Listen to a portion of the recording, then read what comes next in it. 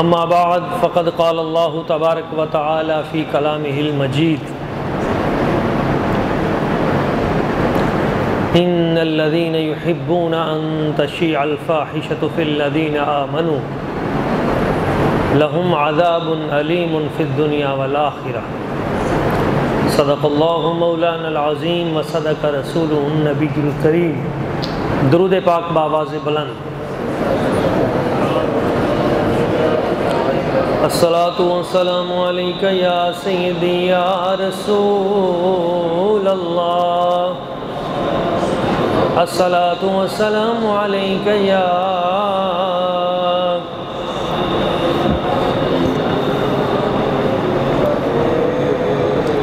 सय्यदी या हबीब अल्लाह।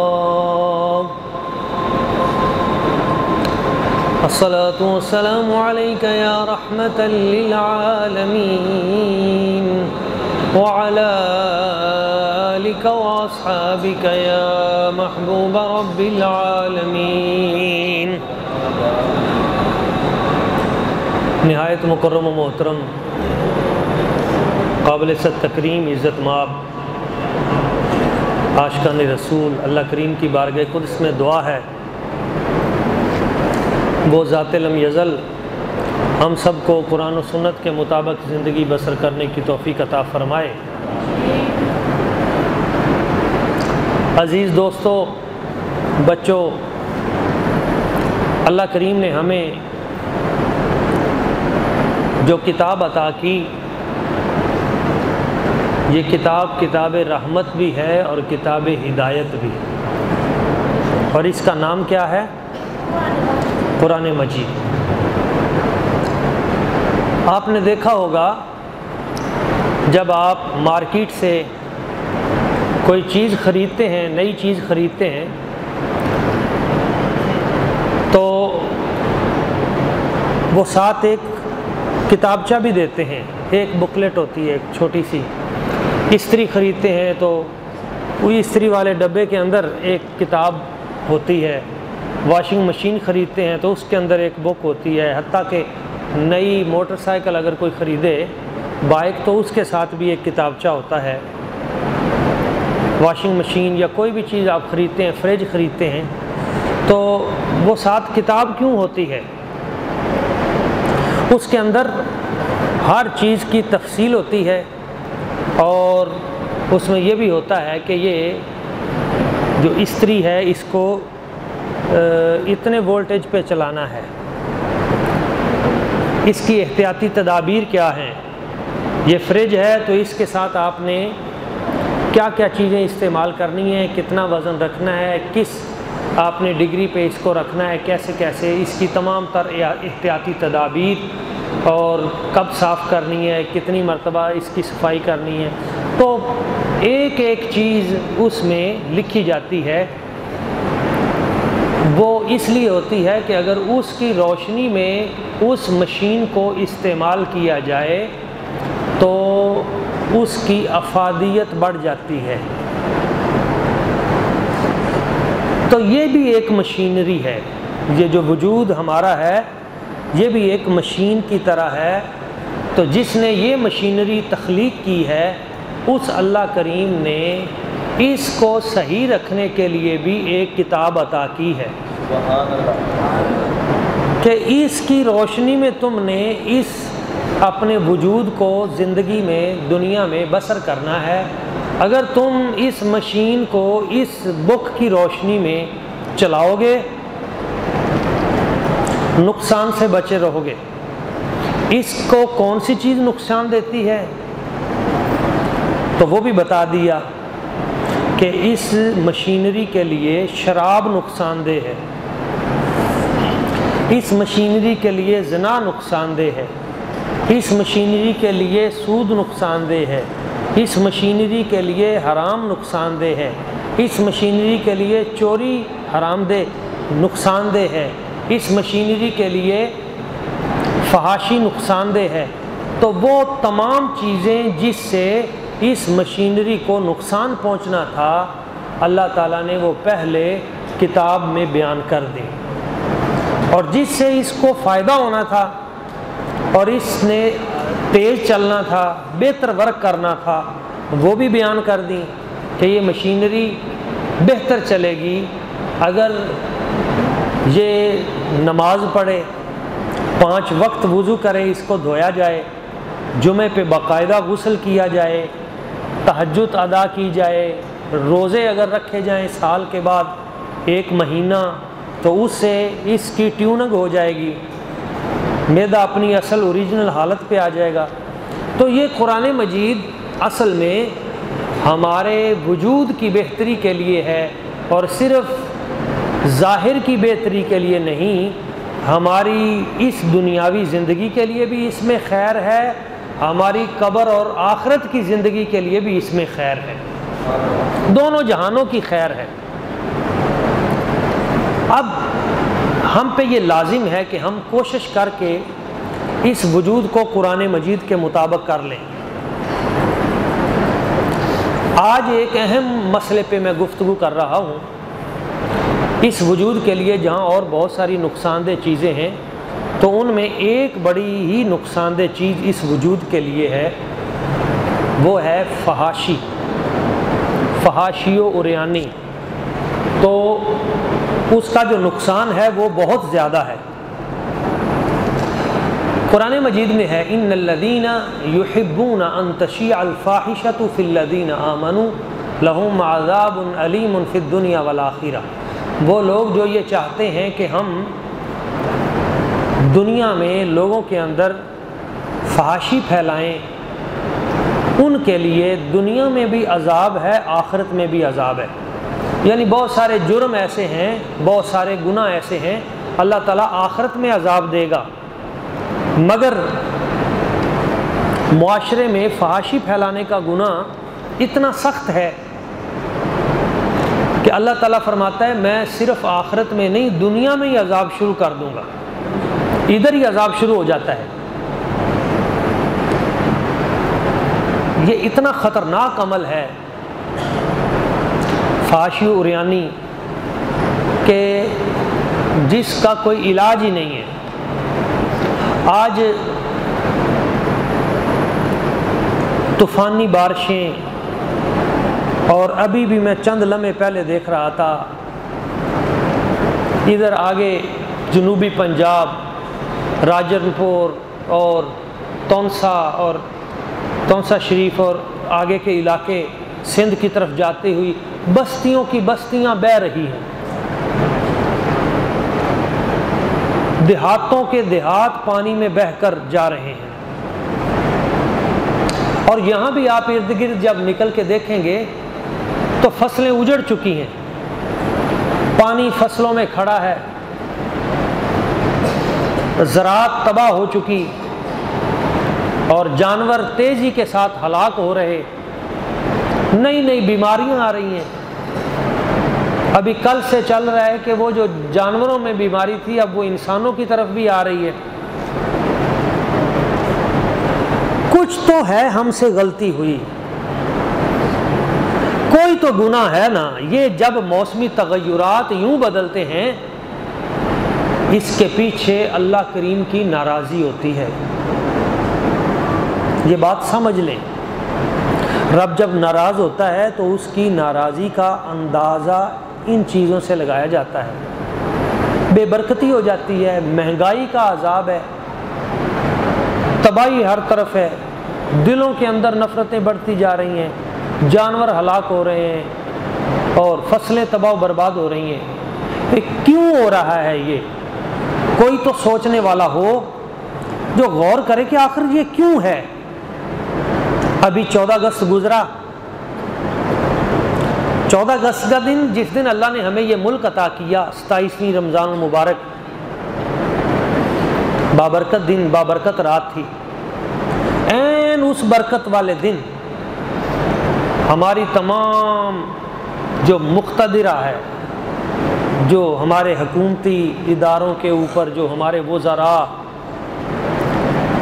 वो दिन जो तौबा का दिन था, जो माफ़ी मांगने का दिन था, जो इस्तिग़फ़ार का दिन था, जो अल्लाह ताला की बारगाह में सजदे में गिरने का दिन था। या अल्लाह तूने हमें मुल्क दिया, इतने साल हो गए और हम इस मुल्क में अभी तक ना कुरान मजीद नाफिज कर सके, ना दीन नाफिज कर सके, ना फहाशी रोक सके, ना जो तूने मदीना तय्यबा में अपने हबीब को कवानीन अता किए थे, चोर की सज़ा हाथ काटना, जानी की सज़ा संसारी, कातिल की सज़ा जो है वो कत्ल, और हम यहाँ पे कुछ भी नाफिज नहीं कर सके।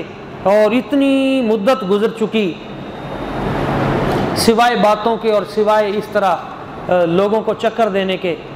तो आज या अल्लाह हम माफ़ी मांगते हैं, हम तौबा करते हैं, इस्तिग़फ़ार करते हैं। चलो माफ़ी मांगते, तौबा कर लेते,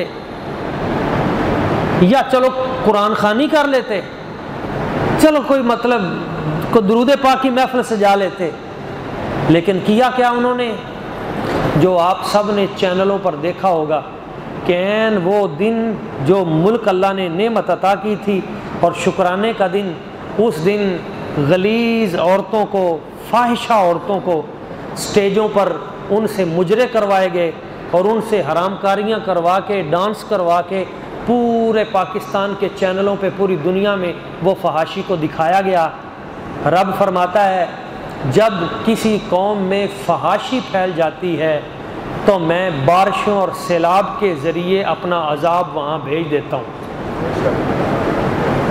ये इज्तिमाई गुनाह है, इज्तिमाई गुनाह, और अकाबिर हमारे जो बड़े वो कर रहे हैं और उसका नतीजा पूरे मुल्क पे मुसल्लत है। तो अभी शुरू से हो रहे हैं। और इसमें यह भी नहीं है कि ये हुकूमत जो है ये इस तरह की है और पिछली हुकूमत वो बड़ी वलीउल्लाह थी और उससे पिछली जो है वो बड़ी नेकोकार थी। ये ऊपर ये पुर्जे इस्तेमाल हो रहे हैं और ऊपर निज़ाम एक ही चल रहा है।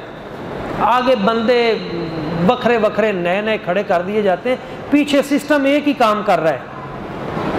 और उनका जो मकसद और नुक्ता नज़र है वो इस माशरे में फहाशी को प्रमोट करना है। और याद रखें, जिस माशरे में भी फहाशी प्रमोट होती है वहाँ सिवाय तबाही व बर्बादी के कुछ नहीं बचता। मैं आपको एक मिसाल देता हूँ। एक हदीस पाक है, नबी पाक सल्लल्लाहु अलैहि वसल्लम ने इरशाद फरमाया, कहाँ जाए। एक बात ये भी याद रखें कि नबी पाक सल्लल्लाहु अलैहि वसल्लम आपके दौरे अक़दस में, हयात तय्यबा ज़ाहिरा में ख़वातीन को मस्जिद में आने की इजाज़त थी। वो सेपरेट बैठती थी, दीन सीखती थी, क्योंकि दीन की इब्तिदा थी, दीन सिखाना ज़रूरी था। तो नबी पाक सल्लल्लाहु अलैहि वसल्लम आपने उनको भी आने की इजाज़त दी। फिर आपने फरमाया कि औरतों के लिए घर में नमाज पढ़ना बेहतर है, मस्जिद में नमाज पढ़ने से औरत का घर में नमाज पढ़ना बेहतर है। फिर फरमाया घर में सहन के अंदर नमाज पढ़ने से कमरे में नमाज पढ़ना बेहतर है। फिर फरमाया कमरे में नमाज पढ़ने से तहखाने में जाके नमाज पढ़ना बेहतर है। मर्द के लिए है कि वो सफ में आकर बाजमात जितना आगे आता जाएगा उसका सवाब उतना बढ़ता जाएगा, और औरत जितना छुपती जाएगी उसका सवाब उतना बढ़ता जाएगा। यही वजह थी कि जब हज़रत उमर फ़ारूक रज़ी अल्लाह तआला अन्हु का दौर आया तो आपने ख़वातीन को फरमा दिया कि दीन जो पहुँचना था पहुँच चुका, अब तुम ख़वातीन के पास, सैयदा आयशा सिद्दीक़ा रज़ी अल्लाह तआला अन्हा के पास उधर जाओ, अपने अपने घरों में अपनी इबादतें करो। तो कुछ औरतें हज़रत आयशा सिद्दीक़ा रज़ी अल्लाह तआला अन्हा उम्मुल मोमिनीन की बारगाह में हाज़िर हुई और अर्ज़ किया कि नबी पाक सल्लल्लाहु अलैहि वसल्लम के दौर में तो हम आ जाती थी, तो हज़रत उमर ने हमें मना कर दिया रज़ी अल्लाह तआला। तो सैयदा आयशा सिद्दीक़ा उम्मुल मोमिनीन हजूर की ज़ौजा पाक, मेरे सरकार ने फरमाया आधा दीन आयशा सिद्दीक़ा से ले लो, मैंने इन्हें इतना इल्म दे दिया है, आधा दीन इनके पास। उन्होंने उन औरतों को पता क्या जवाब दिया, आय हाय, उन्होंने उन औरतों से फरमाया आज के जो हालात हो चुके हैं हजूर के जाने के बाद, आज के जो हालात हो चुके हैं, अगर नबी पाक सल्लल्लाहु अलैहि वसल्लम हजूर तुम्हें देखते तो सरकार भी तुम्हें घरों में वापस भेज देते। अब वो तो दौर था, बड़ा पाक दौर था, मगर हजूर के जाने के बाद सैयदा आयशा सिद्दीक़ा रज़ी अल्लाह तआला अन्हा उस हवाले से बात कर रही हैं। तो आज का जो दौर है वो तो और ख़तरनाक तरीन दौर है। तो मैं बात कर रहा था जब इजाज़त थी तब भी हुजूर का जो फरमान था वो सुनिए। नबी पाक सल्लल्लाहु अलैहि वसल्लम ने इरशाद फरमाया, अगर कोई औरत खाना खुदा में खालिस इबादत की नीयत से आए और खुशबू लगा के चले और उसकी खुशबू फैलकर किसी गैर महरम के नाक तक पहुंच जाए, तो हुजूर फरमाते हैं फ़हिया ज़ानियतुन, उस औरत को जिना करने का गुनाह मिलेगा। वो औरत कहाँ जा रही है? खाना खुदा में खालिस अल्लाह की इबादत के लिए, और जो इतर खुशबू उसने लगाई है उसका मकसद क्या है? सिर्फ अल्लाह की रज़ा के लिए। मगर उससे सूंघ कर कोई गैर महरम अगर उसके दिल में बुराई का जरासीम या वो खुशबू पहुंच गई, आगे वो कुछ करे ना करे वो बाद की बात है, अल्लाह ताला बचा ले महफूज रखे, वो बाद की बात है, लेकिन पहुंच गई खुशबू उस तक, तो उस औरत के लिए इतना बड़ा वईदी जुमला कि वो जानिया है, इतना बड़ा गुनाह।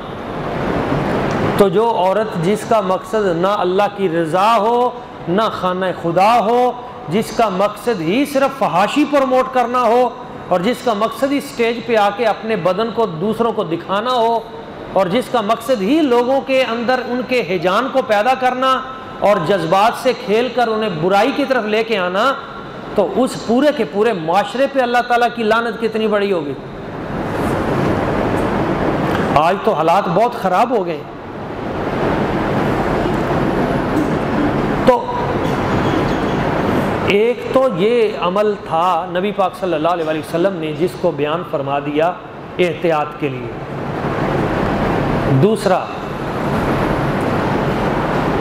आज हमने बहुत से महाजों पे लड़ना है, बहुत से मैदान हैं जिन पर हमें ख़तरात का सामना है।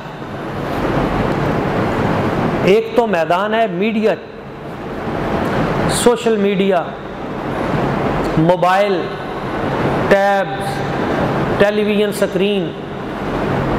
बच्चा हमारा है मगर उसका ज़हन किसी और का हो चुका है, उस्ताद कोई और है, घर में बैठा है मगर उसको गाइड कोई और कर रहा है, क्योंकि हमने अपने बच्चों को खुद गाइड किया नहीं या ऐसी तरबियत गाह में लेके नहीं आए जहाँ उनकी तरबियत होती कि गैर महरम की तरफ निगाह करना भी हराम है। हुजूर ने फरमाया हाथ भी ज़िना करते हैं, जब तुम इन हाथों से किसी को छूते हो ये ज़िना करते हैं। आंखें भी ज़िना करती, जब तुम किसी गैर महरम को देखते हो तो आंखें भी ज़िना करती हैं, ये भी गुनाहगार हैं। पाँव भी ज़िना करते हैं, जब तुम बुराई की तरफ चल के जाते हो तो पहले ज़हनों से भी बुराई को निकालो, ख्याल भी पाक रखो। अच्छा, कुछ और चीज़ें हैं जो मैं आप दोस्तों से शेयर करना चाहता हूँ। ये जो हमारा तालीमी निज़ाम है ये भी फहाशी को परवान चढ़ाने में बहुत बड़ा किरदार अदा कर रहा है।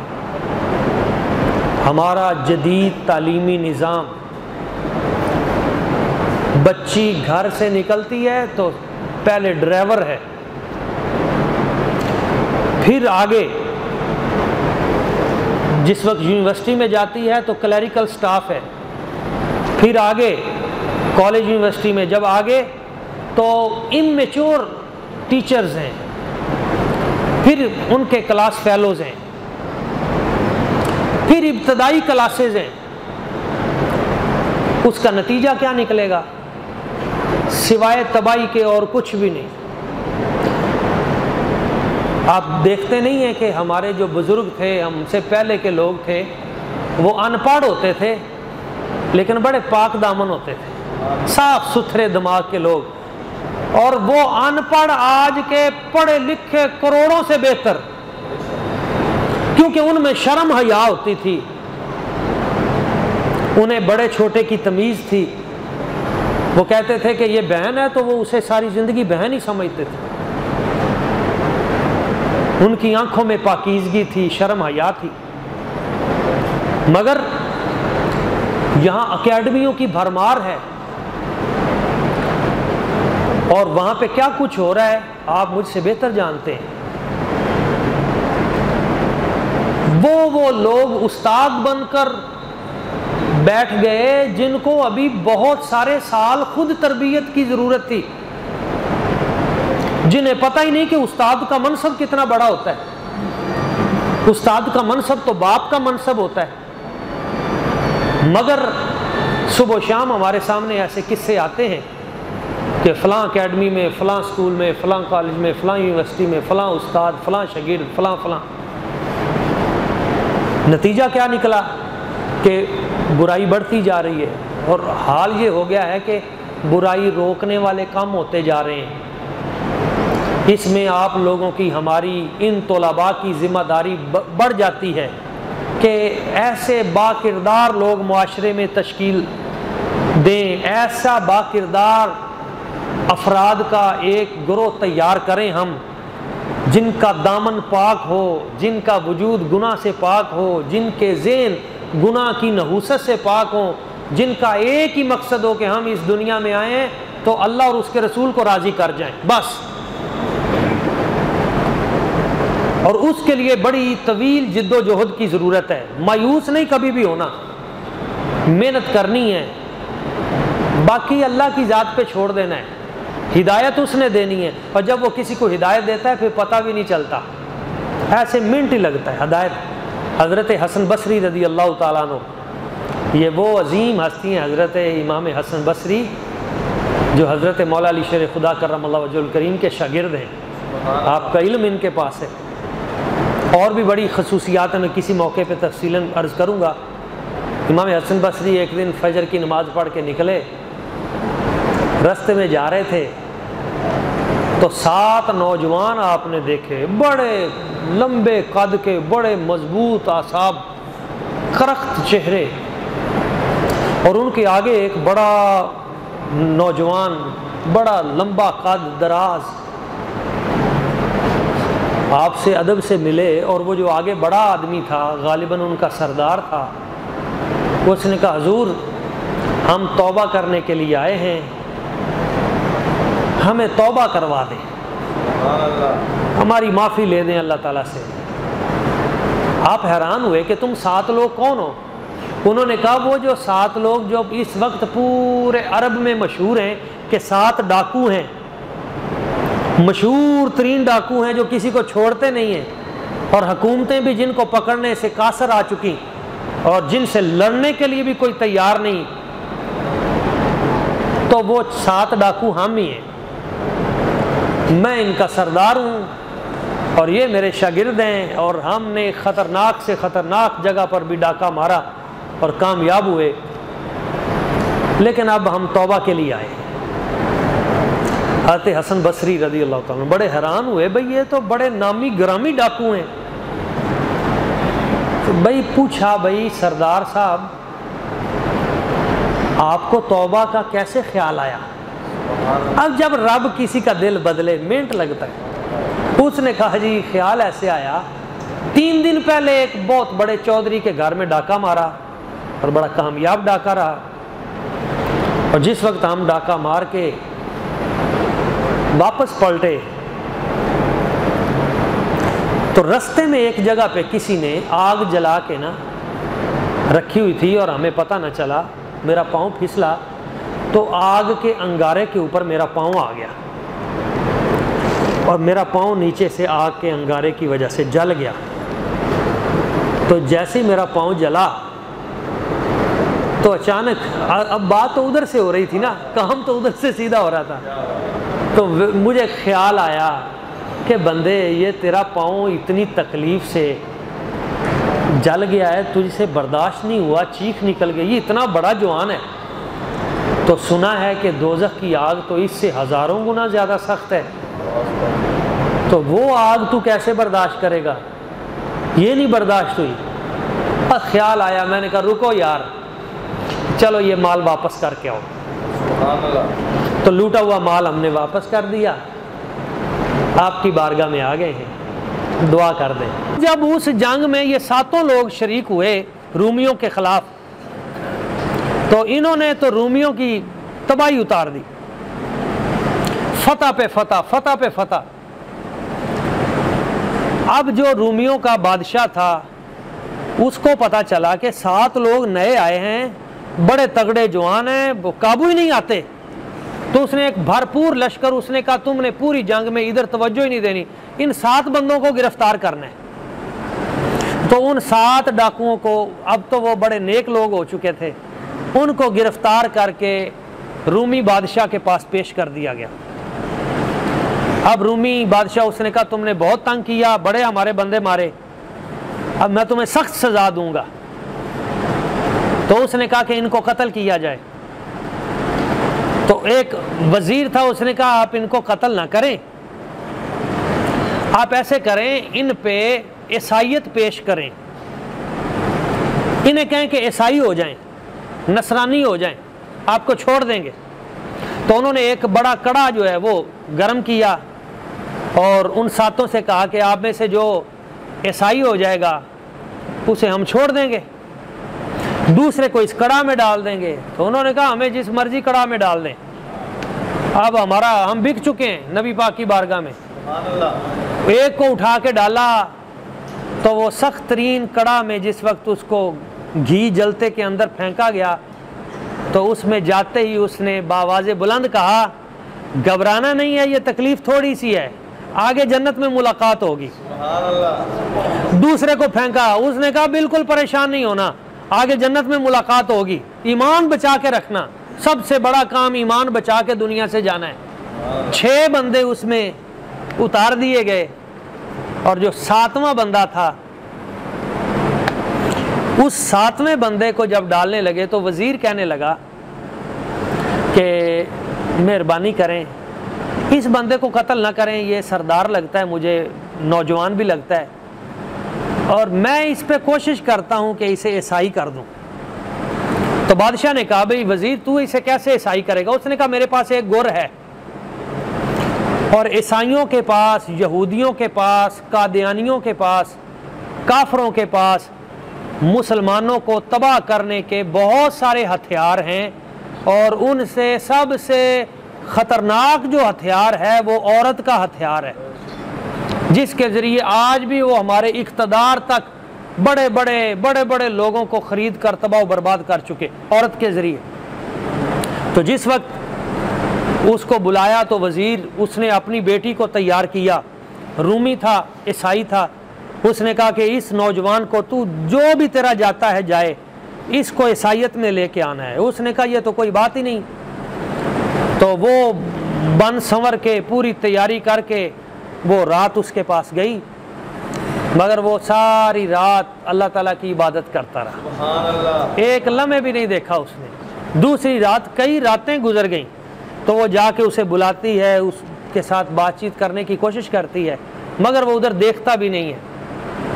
आखिर उस औरत ने, खातून ने, उस मर्द हक के पांव पकड़ लिए और उसने कहा मुझे टारगेट दिया गया था कि मैं तुझे ईसाई बनाऊं, मैं तुझे ईसाई तो नहीं बना सकी, अब तू ऐसे कर मुझे मुसलमान बना ले। अल्लाह या रसूल अल्लाह,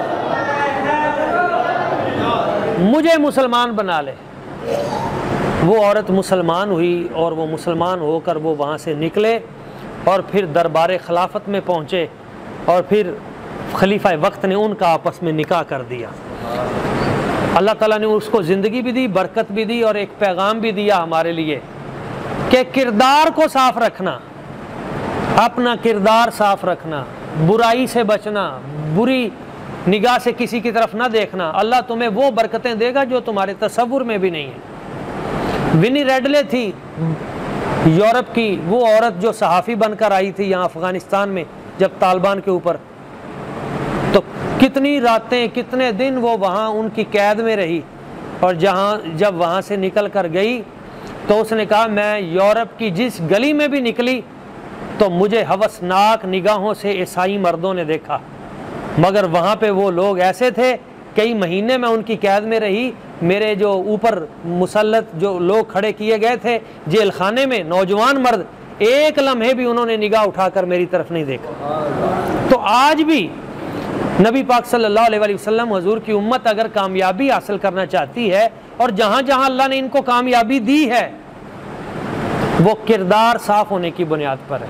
तो अपने किरदार साफ़ रखिए, फहाशी से ख़ुद भी बचें, अपने बच्चों को भी बचाएं, अपने अहले मोहल्ला को भी बचाएं, नेकों की मजलिस इख्तियार करें। अल्लाह करीम की बारगाह कुद्स में दुआ है, जो चंद बातें मैंने बयान की हमें समझने की, इन बातों पर अमल की और आगे फैलाने की तौफीक और सादत अता फ़रमाए। आमीन व मा अलैना इल्लल बलागुल।